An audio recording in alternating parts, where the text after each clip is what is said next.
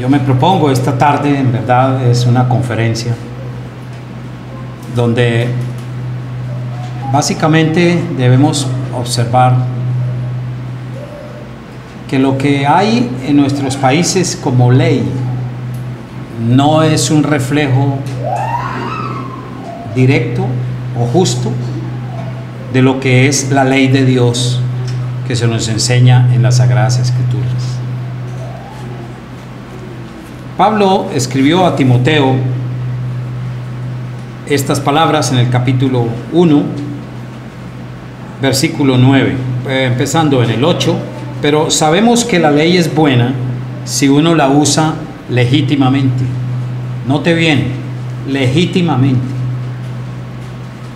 Conociendo esto, que la ley no fue dada para el justo, sino para los transgresores y desobedientes, para los impíos y pecadores, para los irreverentes y profanos, para los parricidas y matricidas, para los homicidas, para los fornicarios, para los sodomitas, para los secuestradores, para los mentirosos y perjuros, y para cuanto se oponga a la sana doctrina, según el glorioso evangelio del Dios bendito, que a mí me ha sido encomendado. Básicamente sabemos que en otros lugares de la literatura paulina, como Carta a Gálatas, Timoteo, Romanos, el apóstol implícitamente está desarrollando los llamados tres usos de la ley. No me refiero a las tres clases de ley que había en el Antiguo Testamento, sino desde la perspectiva moral. Existe justamente un uso moral de la ley que implica la enseñanza de la ley moral al pueblo de Dios y a la juventud. Es decir, la moralidad es la esencia de la naturaleza de la ley divina. Nosotros fuimos creados seres morales y por consiguiente, a diferencia de los animales, nosotros establecemos dos categorías absolutas y básicas que, trazando una línea por la mitad, arriba colocamos el bien y abajo el mal. Pero ¿qué pasa si borramos la línea de la mitad y unimos el mal con el bien, o el bien con el mal, como hoy se está haciendo? El resultado es destrucción. O sea que la iglesia debe enseñar el concepto moral de la ley una vez que ha enseñado el evangelio, la salvación por gracia mediante la fe. Pero la conducta del cristiano, y no solo del cristiano, de todo hombre no cristiano, todavía y será así eternamente, está gobernado por la ley moral de Dios. Andrés Manuel López Obrador, todos los presidentes, nuestras cortes, la policía, el ejército, todos los ciudadanos de un país tienen que aprender y saber que están gobernados por la ley moral de Dios para cumplir sus deberes y también ejercer sus derechos. Entonces, eso por un lado. En segundo lugar, hay un uso pedagógico que Pablo también desarrolla, aunque no lo hace sistemáticamente así como lo estoy presentando en esta hora. Pero el uso pedagógico es que la ley, como un ayo, como un tutor, nos sirve para llevarnos a Cristo. ¿Estamos de acuerdo? Uno enseña a las personas no creyentes acerca de cómo ellos pueden descubrir que son pecadores. No es sino mostrarles los 10 mandamientos. ¿Quién los ha cumplido de manera correcta? Nadie, solo uno, Cristo, pero lo hizo vicariamente para darnos salvación. Luego, una persona que haya violado un solo mandamiento se hace culpable de todos, dice Santiago 3:10. Así es que pedagógicamente nosotros podemos usar los 10 mandamientos para evangelización. Eso está claro y está contemplado entre toda la tradición reformada en Suiza, en Alemania, en Holanda, en Estados Unidos, los países que abrazaron la reforma. Y hay un tercer uso, que es el uso civil o político. Lo que acabamos de leer es el uso civil. Pablo deja muy en claro que la aplicación de las leyes por gobiernos, que se llaman leyes positivas de una nación, códigos penales, códigos, podríamos hablar de regulación económica, códigos para tratar de establecer lo correcto y lo justo en una sociedad. Esto, aquí Pablo habla muy duro, muy fuerte, y habla de que la ley efectivamente de un país, moralmente, si es una nación justa, si tiene cortes justas, si es una sociedad justa, tiene que castigar el delito. Aquí dice muy claro Pablo: los que matan los padres, los que matan las madres, los homicidas, los fornicarios, los homosexuales o sodomitas que no se arrepienten, no tienen cambio de vida y trastornan la vida de niños y otros, los secuestradores, los perjuros, los mentirosos, y para cuanto se oponga a la sana doctrina. ¿Sabe? Esto está vigente. En la época de Juan Calvino y Lutero en Europa, Calvino pidió al Consejo de Ginebra que esta ley se aplicara, y se aplicó en Ginebra durante 12 años. Una vez que llegó Calvino, después a los 15 años, Ginebra, después de ser la Sodoma y Gomorra de Europa y la cuna de la criminalidad en Europa, Ginebra, la ciudad suiza, a los 15 años después de la reforma, llegó a ser considerada la ciudad puerta del cielo, porque se acabó el crimen. No totalmente, pero el cambio fue 180 grados. Se acabó la mendicidad, la criminalidad, los abusos sexuales. Nuestros países están pasando por un tiempo muy crítico, horrible, de injusticia, porque la ley sí se aplica en nuestras naciones, pero para los que no tienen cómo comprar la justicia. ¿Está claro? Es así. En todos estos países latinoamericanos, la ley solo funciona para los más tontos, digamos así, en un sentido. Pero los que están en el poder cambian las leyes, las transforman, las viven reformando continuamente con un fin: que ellos, que estando en el poder y cometiendo fechorías permanentes, no sean castigados por la ley. En mi país, la semana pasada, tuvimos un caso muy vergonzoso, extremadamente vergonzoso. Jugó la selección nacional de fútbol, Colombia, jugó contra un país africano, árabe, Qatar. Están en la Copa América. Los senadores habían propuesto meses atrás y debatieron en el Senado eliminar la casa por cárcel para los corruptos políticos, para los políticos corruptos, los senadores, los representantes de la Cámara que se les sorprendió en delitos infragantes y en robos y en malversación de fondos o inmoralidades públicas éticamente. Se había propuesto y se aprobó en primera instancia en la Cámara que se acababa la casa por cárcel. Aquí tienen eso igual. Es decir, no va a la cárcel, sino se va para la casa. Bueno, eso hay en varios países. Una vez que confiesa el delito, etc. Pero es que son robos extraordinarios en dólares. Aquí también pasa lo mismo. Entonces, ¿sabe qué hicieron la semana pasada? Se fueron a otro salón y pusieron las pantallas de televisión y se pusieron a ver el partido de fútbol. Y no fueron a votar para hundir el proyecto. Conclusión: a ellos no les convenía que se aprobara eliminar la casa por cárcel, y quedó igual. Ahora pueden seguir delinquiendo, los agarra la policía o se les comprueban los delitos y no van a la cárcel, se van a su casa por ver un partido de fútbol. así es el hombre latinoamericano. Pero estas cosas no pasan tan fácil en Estados Unidos. Estas cosas no pasan tan fácil en el mundo anglosajón. Esto no pasa tan fácil en Suiza, en Holanda, en Escocia, en Inglaterra. Acaba de renunciar la primera ministra de Inglaterra, la señora Theresa May, por los problemas que hay. Pero en nuestros países los presidentes se atornillan en el puesto y no quieren salir de ahí por más que se les demuestran los delitos.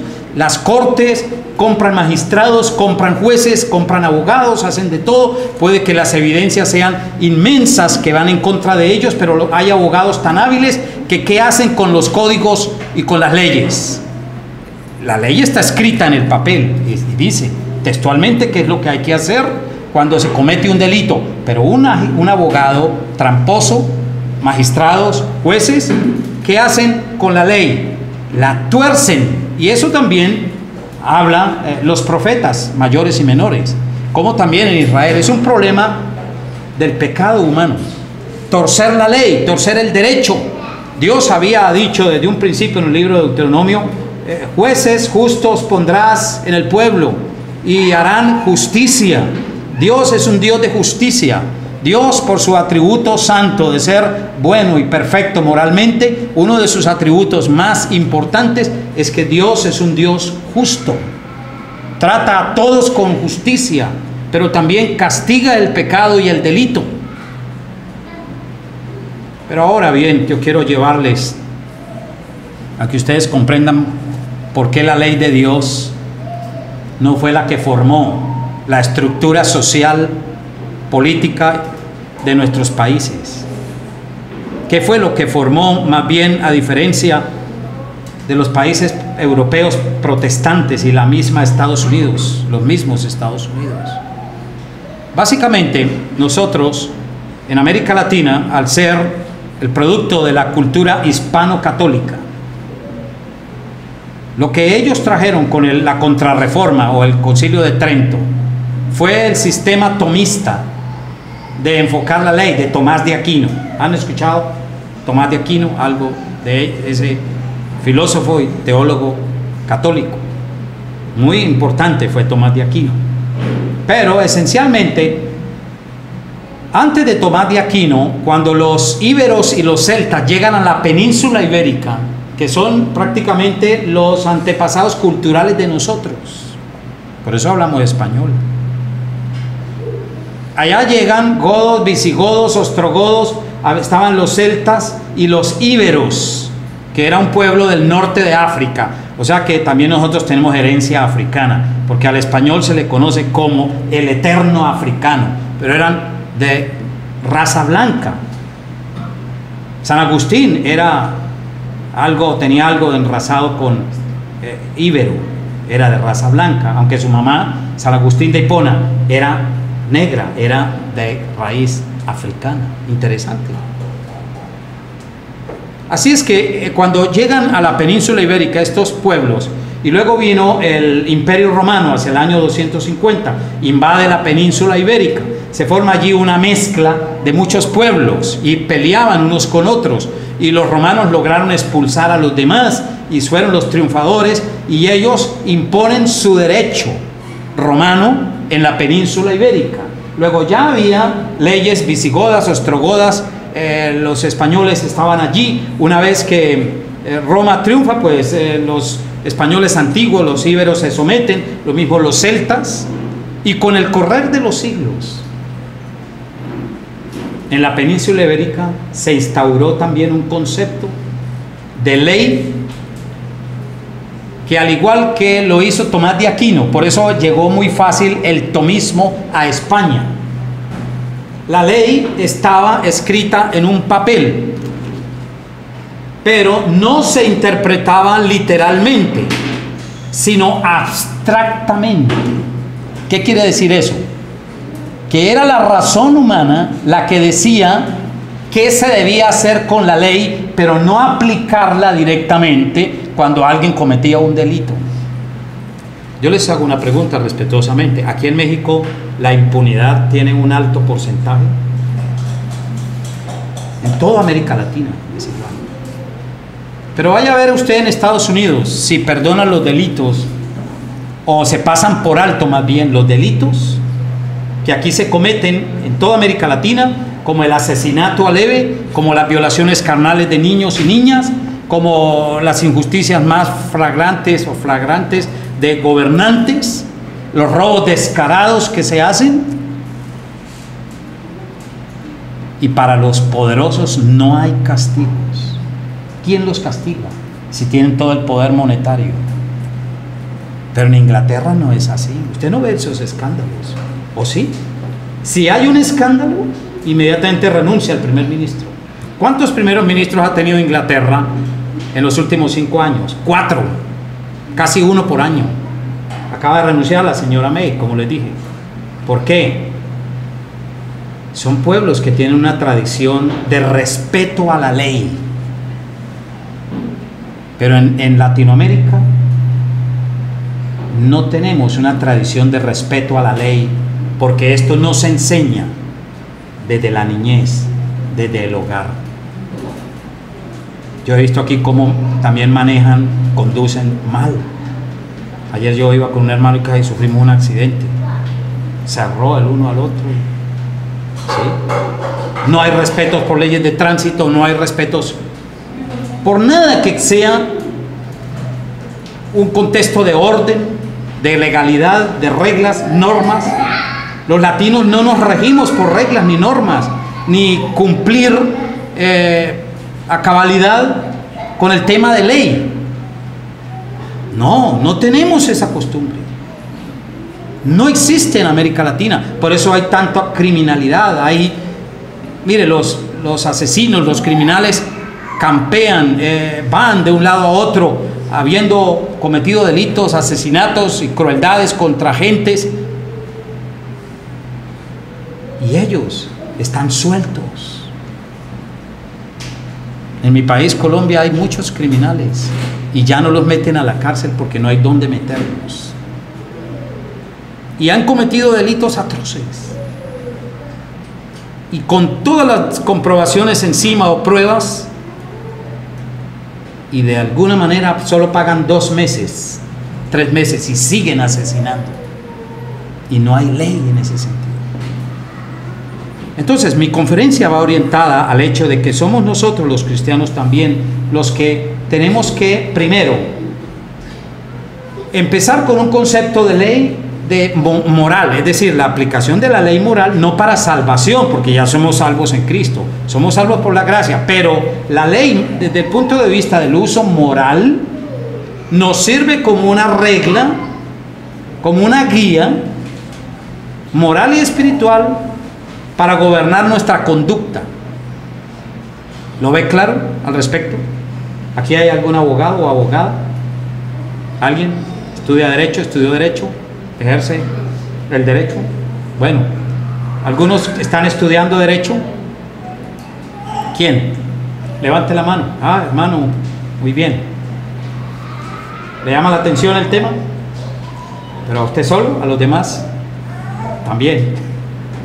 Así es que, ¿por qué es importante pensar estas cosas? Porque mire, hermanos, realmente no podemos continuar con países como los nuestros porque ofenden a Dios mucho. La impunidad atrae la ira de Dios. El pecado atrae la ira de Dios. La maldad atrae la ira de Dios. Dios es paciente, pero no para siempre. Venezuela está como está porque durante muchos años, siendo un país muy rico, se dedicaron a la holgazanería, al derroche, a la violación de la ley y a maldecir a Dios en un momento dado. Y ha llegado una situación crítica, terrible. La gente está aguantando literalmente hambre en esa nación. Yo les hago una pregunta respetuosamente. ¿Acaso, como dijo Job, la aflicción nace del polvo? Dios le hace esa pregunta a Job en medio de su crisis. La aflicción no nace sola del polvo de la tierra. Mal y bien. Es decir, no que Dios produzca el mal, no. Pero cuando Dios permite y deja que las naciones anden en sus propios caminos, violando su ley, no atendiendo a la ley moral, no respetando al prójimo, no respetando la vida, no respetando los bienes, no respetando la honra. Y si eso se generaliza, ¿qué podemos esperar? Un estado de iniquidad que colapsará y hará colapsar a cualquier país. Nosotros debemos estar orando a Dios, pidiendo su misericordia por nuestras naciones, porque hay mucha iniquidad.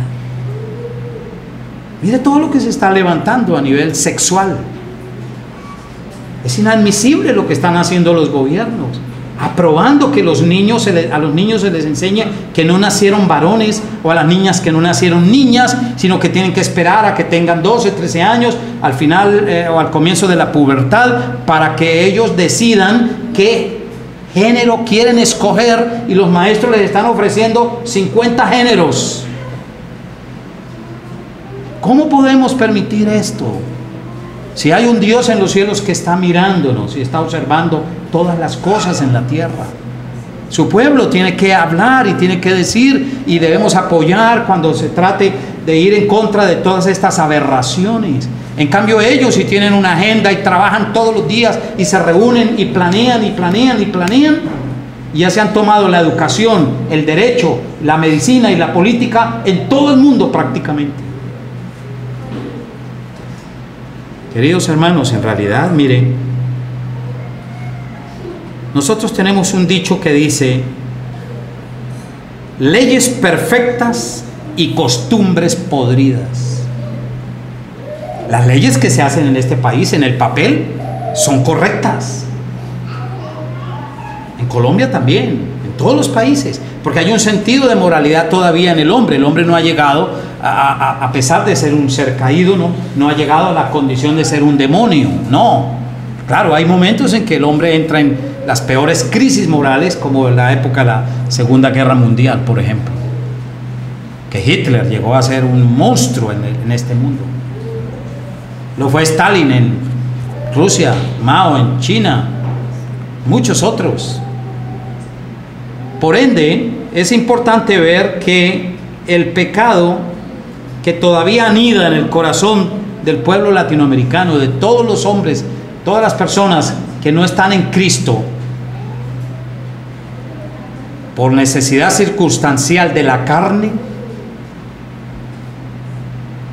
estamos todos también inclinados a la violación de la ley moral de Dios. Pero en nosotros, gracias a Dios, al haber sido llamados por Dios a la comunión con su Hijo Jesucristo, en nosotros ahora hay un temor santo y reverente por el tema de las leyes. Es muy difícil que aquí alguien de nosotros esté adulterando documentos, esté haciendo falsedades o falsificaciones en el aspecto público, esté haciendo negocios fraudulentos, comerciando con cosas ilícitas. Creo que eso no es difícil que se dé en un verdadero cristiano. Luego entonces, a medida que hayan conversiones mayores, el poder de la maldad irá menguando. Pero necesitamos en la iglesia enseñar el concepto moral de la ley de Dios, porque trata con todo, ¿sí o no? Trata con todo. Relaciones esposos, relaciones padres-hijos, relaciones económicas, relaciones políticas, relaciones sociales, nuestra relación con un ser humano y otro.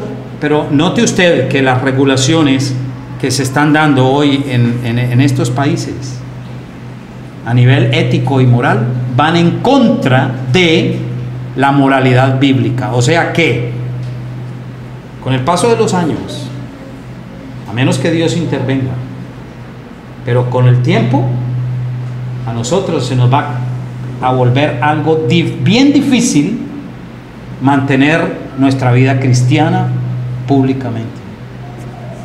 ¿Me hago entender? Sí, están metiendo a la cárcel a padres. En mi país se está cursando una ley en el Congreso para que pastor que hable de Dios o intente convertir a un homosexual, o un psicólogo que intente la terapia reparativa de un homosexual, se ha llevado a la cárcel. Eso no ha ocurrido en Estados Unidos, en el estado de Massachusetts. Metieron a 250 pastores durante la era de Obama. Bueno, eso es solo un ejemplo. Ahora bien, si me permiten un avance más dentro de mi conferencia, en realidad me parece importante que les lleve a comprender de dónde vienen nuestras costumbres tan pésimas de irrespeto a la ley. Nosotros, por ser o estar marcados por la cultura hispano-católica, en la época de Miguel de Cervantes Saavedra, hacia el siglo XIV, y luego vino el siglo XV, el descubrimiento de América.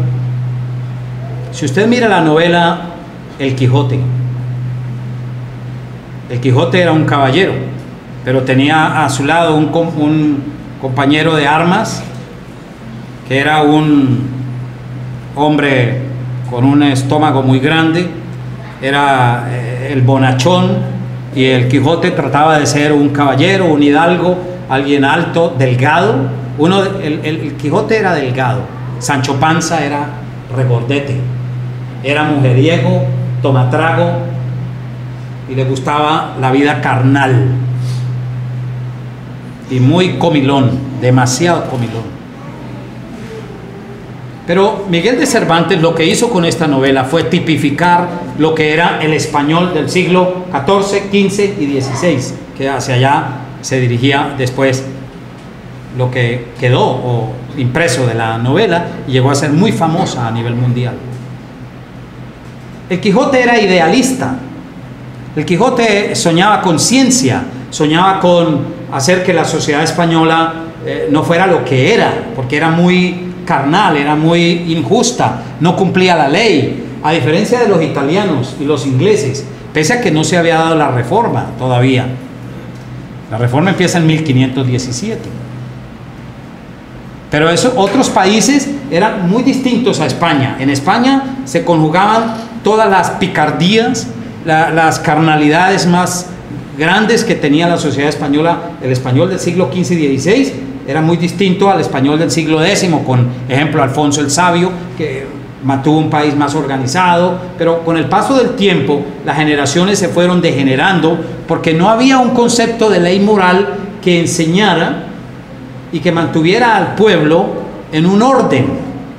Entonces, Sancho Panza es tipificado como el español pícaro, astuto, ¿qué más? No cumplidor de ley, engañador. El trabajo era un enemigo, el trabajo era un castigo para Sancho Panza. Y lo que más apetecía a Sancho Panza era: coma, beba, emborráchese y no trabajar.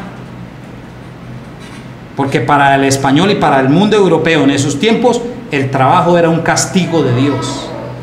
Eso sí lo mantuvieron griegos, romanos, todas esas tribus bárbaras. Trabajar era un castigo. Lo mejor que se podía hacer era conseguir un tesoro y vivir los primeros 40 años trabajando, enriqueciéndose, y luego llegar hasta 80, aspiraban a llegar a 80 años. Y vivir trabajando 40 años, conseguir dinero hasta los 40. Y de los 40 a los 80, no vivir trabajando ni creando una sociedad nueva. No, era en placeres. 40 años de dicha y de placer, decían los españoles. Por eso cuando llegan aquí los españoles, ¿qué era lo que ellos querían? El oro, las esmeraldas. Embarazaban muchas indígenas, eran un trofeo, ir a mostrar cuántas mujeres indígenas habían embarazado aquí en América Latina, en nuestros territorios, en España. Pero llevar el oro y la plata y vivir 40 años de placeres. Pero violando la ley o comprando la justicia. Y eso nos quedó aquí. Leyes perfectas y costumbres podridas. Entonces, el latinoamericano, hoy por hoy, es una mezcla de idealismo y, digamos, del Hidalgo y de Sancho Panza. Somos una mezcla de idealismo y realismo. Idealismo es todo lo que usted no ve, que los políticos hablan de maravillas, de sacar el país adelante, de hacer muchas cosas, de eliminar la pobreza, de hacer cosas buenas, y a veces algunos hablan hasta de grandes aspectos para la educación, el adelanto de la ciencia, y bueno, pero ¿en qué queda todo? ¿Cuál es la realidad? Hay un idealismo, pero en América Latina, el latinoamericano no es realista, por una razón que no se ha dicho. El latinoamericano es muy carnal, no es realista en el sentido de que no se le ha enseñado, porque la Iglesia Católica enseñó un concepto erróneo del pecado. El latinoamericano recibió el concepto de que existe pecado mortal y pecado venial. Por lo tanto, robarle al rico no es pecado. Tener malos pensamientos no es pecado. Desear la mujer del prójimo no es pecado. Es venial. Por lo tanto, a diferencia del Evangelio, Jesús dijo: si alguno codiciare una mujer en su corazón, ya adulteró con ella en su corazón. Si alguno, ya entienden la parte del Evangelio. Luego Jesús y la ética judía y hebrea, Dios busca primero controlar nuestros pensamientos, porque si no se controla el pensamiento, lo cual es pecado ya, los malos pensamientos, ¿sí o no? La concupiscencia, los malos deseos, es algo pecaminoso. Si no controlamos la mente, los pensamientos, terminaremos en un acto real de pecado y de consumación del mal. Pero el mundo español nunca tuvo ese criterio. Eso vino después, con la Reforma. En consecuencia, permítame mostrarles, esto es un capítulo de mi libro, un libro que tiene ya 1200 páginas. No me jacto de eso, sino estoy mostrándoles que saldrá en 2 tomos, Dios mediante, si la CLIR lo publica. Pero hay algo muy interesante que un comentarista dice, hablando del tema de la ley entre la España de aquellos siglos, que fue lo que nos trajeron aquí a América Latina. Por ejemplo, el señor Fernando Moreno, un autor que yo consulté y está citado por Kenneth L. Cass y Kate Rosen, 2 norteamericanos expertos en la historia de la ley. Moreno, que es citado por estos norteamericanos, hablando de Roma, de España y del mundo latino de Europa, y luego ellos fueron los que vinieron y trajeron aquí esa cultura, la cual estorbó la Reforma para que no ingresara a América Latina.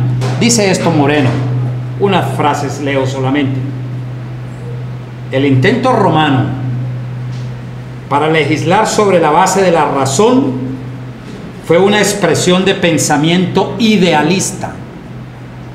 Ellos idealizaron la habilidad del razonamiento humano. El idealismo y el universalismo inspiraron la ley esencialmente con un carácter no realista, y la legislación romana vino a ser identificada con hermosos principios de conducta, los cuales regularmente eran más honrados con la transgresión de la ley que con la observancia. ¿Me han entendido? Es decir, que la ley en nuestros países es algo abstracto, no realista. Y la ley en el fondo es aplicada por un juez, por un magistrado, por una corte, no dependiendo de lo que dice el texto en sí. La ley hoy se interpreta subjetivamente, es decir, de acuerdo al capricho y al deseo de los jueces. Y si hay bastante lana de por medio, más rápido sentencian que esa persona, siendo un delincuente, siendo alguien que merece el castigo de la ley, le sacarán en limpio porque ha comprado la justicia. Entonces, el problema ¿cuál es? Y sustancialmente con nuestros países en relación a la ley de Dios.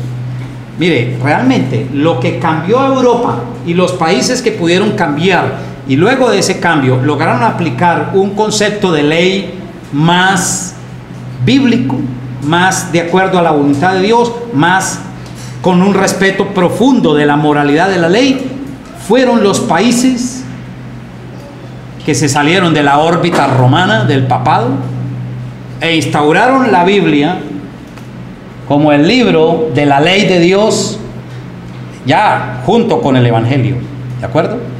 No estoy hablando de la salvación por la ley, no, nunca somos salvos por la ley, ni los judíos lo fueron tampoco, nadie. Somos salvos por la gracia de Dios mediante la fe. Pero vuelvo y reitero, la ley en su sentido moral nos ayuda muchísimo para tener sociedades más justas. Ahora, mire la diferencia. Espero que yo personalmente espero que me esté comunicando lo mejor posible.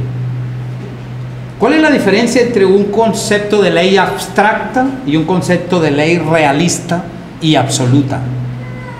La ley abstracta, como fue la de los españoles, abstracto quiere decir que, ejemplo, los 10 mandamientos de la ley de Dios, por ejemplo, son muy objetivos, ¿sí o no? Pero la ley abstracta permite muchas interpretaciones.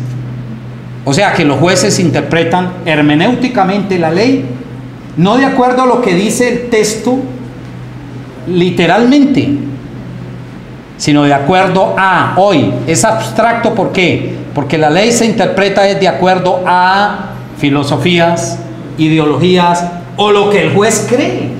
Y generalmente es en relación a la naturaleza humana. La mayoría de jueces y el sistema judicial y político de nuestros países cree que el hombre nace bueno y la sociedad lo ha corrompido. Pero él no es culpable en sí. Mire, ¿cuántos jóvenes asesinos han matado 2, 3, 4, 5 personas? Y saben, lo dejan libre por una razón. Si el juez es determinista, va a decir, no, el muchacho no tiene la culpa, o los abogados. Lo que pasa es que él nació en un ambiente familiar muy difícil en su vida. Creció en un ambiente disfuncional, lo llaman. Y a eso le aplican psicología de masas, psicología evolutiva. No, lo otro es que por ejemplo, han habido maridos borrachos, empedernidos y alcohólicos que han asesinado a su propia esposa. Los jueces, ¿cómo están fallando hoy? No, es que ya está comprobado porque se demostró por allá en Inglaterra, en Estados Unidos, y un abogado puede argumentar y sacar libre a un criminal y a un asesino que tiene todas las pruebas en contra y dice, no, es que definitivamente le hicimos un examen de sangre y se está demostrando que él tiene un gen que lo conduce o es proclive al alcoholismo. Pero él no es culpable en sí. El culpable es el gen o la sociedad o el medio ambiente. Conclusión, sí, mató a su esposa. La ley es reinterpretada de muchas maneras, pero la Biblia dice, la ley no fue dada sino para los asesinos. ¿Usted cree que en Estados Unidos, en Inglaterra, dejan libre o no llevan a la silla eléctrica o a la cámara de gas en Estados Unidos a los asesinos en serie? En mi país hay un hombre que está pagando 25 años y va a salir en 3 meses, en 3 años. Mató 170 niños, los violó y los mató. Y ahora dice que va a ser pastor y va a poner una iglesia de niños. Es cierto. Miren, escriban en internet, bueno, se llama de apellido Garavito. Es el asesino en serie más grande del país. Yo no recuerdo ahora el nombre exactamente, pero es de apellido Garavito. Está preso. El FBI fue, le hizo un examen psiquiátrico y le dijeron a los jueces: no lo dejen libre, porque él sale libre y vuelve a matar. Y es así. Él supuestamente se ha convertido a la fe, pero para escapar. En Estados Unidos no vive ese tipo de persona. ¿Por qué? Los norteamericanos, los países protestantes, bueno, en Europa, todos los países, antes de la reforma, seguían un concepto abstracto de la ley. Pero, ¿qué cambió la legislación moral, ética, penal de todas esas naciones? ¿Qué fue lo que cambió el concepto de ley? ¿Y por qué son países que, aunque hoy se han olvidado de Dios, sin embargo son países que tienen un concepto de ley más organizado y no hay los escándalos que tenemos en nuestros países? La desfachatez, no existe el descaro de jueces, de magistrados que pueden dejar libre a criminales y asesinos que merecen la muerte. No existe eso en Suiza, no existe eso en Noruega, no existe eso en Suecia, no existe eso en los países nórdicos, no existe eso. Ocurren cosas graves, ¿no? Pero mire, hace poco en Noruega, en Suecia, hubo un caso de un pistolero que mató a varios en serie, pero eso no ocurría hacía 80 años.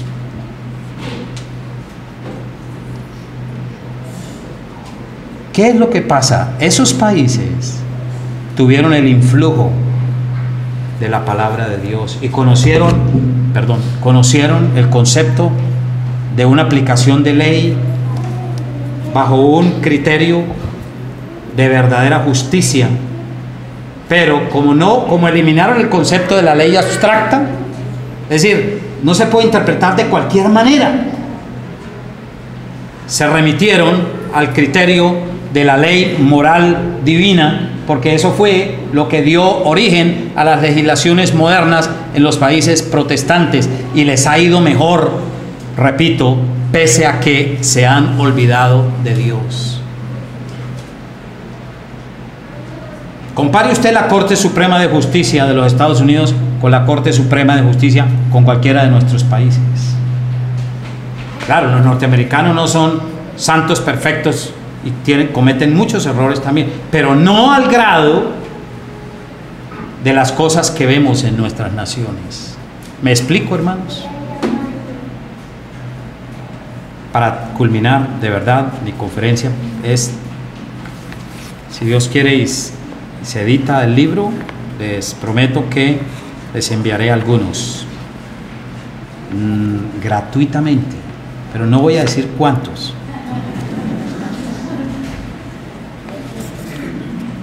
Hay un problema, es que en nuestros países también se trabaja mucho lo que se llama iusnaturalismo, de jus o ius en latín, que significa ley, es decir, la naturaleza provee la misma base para aplicar la ley, pero un momento, ahí hay un error. ¿Sabe por qué?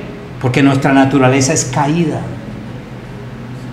Como Tomás de Aquino no creyó que el hombre había caído totalmente en el pecado, es decir, Tomás de Aquino creyó que sí había caído, pero una parte del hombre no cayó, no fue afectada por el pecado original. ¿Cuál? ¿Cuál facultad? ¿Han estudiado algo de esto, o leído, o escuchado? ¿Qué parte de la naturaleza humana para Tomás de Aquino no cayó con el pecado? Y ahí se deriva un error sustancial en la aplicación de la ley. Por eso los países que siguieron en el papado, en el catolicismo romano, siguieron corrompiéndose más en Europa, en los tiempos posteriores a la Reforma. Pues hoy han cambiado, una España, una Italia, una Portugal, Grecia, Rumania, otros países, pero no se podían comparar con los países protestantes. Entonces, ¿qué facultad es la que Tomás de Aquino dijo? No, esa quedó intacta, no fue afectada por el pecado. La razón. Tomás de Aquino dijo, se puede llegar a Dios por dos vías, por la Biblia y por la razón. Pero usted puede cerrar la Biblia y conocerá a Dios también con la razón de manera perfecta. Un momento. Tomás de Aquino se equivocó gravemente. La razón fue o no fue afectada también por el pecado. ¿Cómo puede el hombre razonar correctamente sin la palabra de Dios, sin la luz de la revelación divina? Ahí estuvo el error. Y a nosotros nos invadió España con el derecho positivo de Tomás de Aquino, el ius naturalismo. Quiere decir que la misma naturaleza y la misma razón humana le dicen al hombre lo que está bien y lo que está mal en materia penal. ¿Puede darse esto sin consultar realmente la palabra de Dios? ¿Qué hace el hombre? ¿Qué hace el hombre natural con la verdad del Evangelio? ¿Qué hace según el apóstol Pablo? La niega.